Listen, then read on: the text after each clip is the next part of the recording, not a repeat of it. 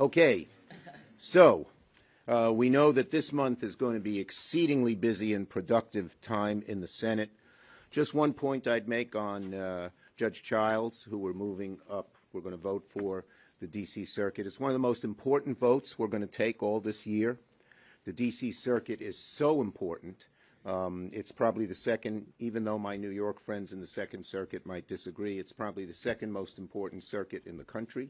As you know, the Supreme Court only gets about 75 cases a year, so loads of decisions, particularly those related to government and Congress and balance of power, go through the D.C. Circuit, and Judge Childs will be a fabulous addition, and it will restore some of the balance of some of the very MAGA judges that Trump put on that court. So we're very pleased and proud about that. Now, on USICA. So, after months of hard work and countless rounds of talk, we're going to vote today to move forward on legislation our country desperately, desperately needs.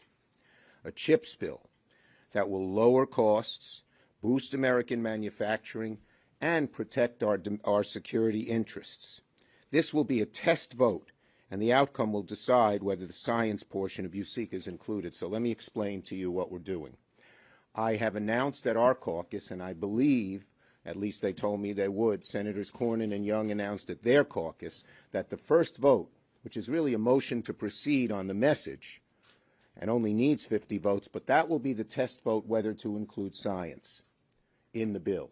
If we get enough votes to pass it, which means, some comfortable room and 60 votes or more votes than that, comfortable, we can put I will put the science provision in. I very much like the science provision. As you know, I wrote some of it in the original Endless Frontiers bill, which is a lot of the science parts of this bill. It's vital to the future of America, just like the CHIPS provision.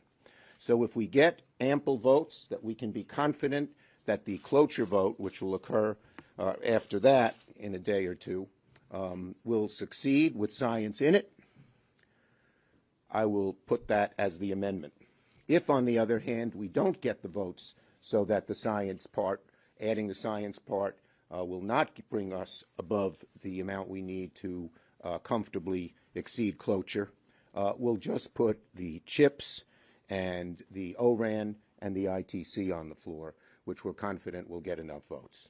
I prefer putting the science provisions in, and I think they're very important to the future of this country.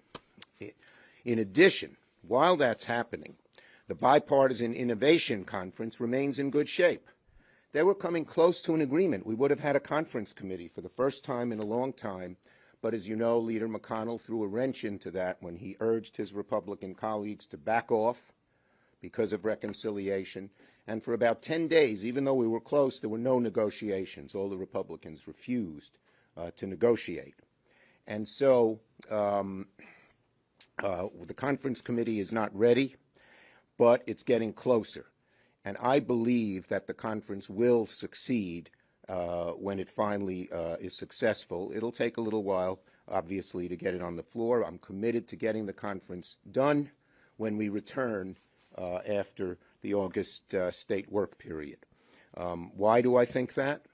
Well, number one, I have the right to put it on the floor as a conference committee. Two, it's very quick, so it's not going to take a long time. And three, it's unamendable. So if we put together a conference report, there are lots of things Republicans and Democrats want in the eventual bill that will not be in this bill, even if science is included, we'll have bipartisan desire to get a conference committee done. Okay? So, bottom line, though, we've got to pass a bill and hopefully get it done. We want to get it done as soon as possible. We're starting today. I urge my colleagues, if you want to fight inflation, if you want to create more good-paying jobs here at home, bring American jobs home. If you want to keep America strong and competitive in the 21st century, support the CHIPS Act today. It's a very important bill.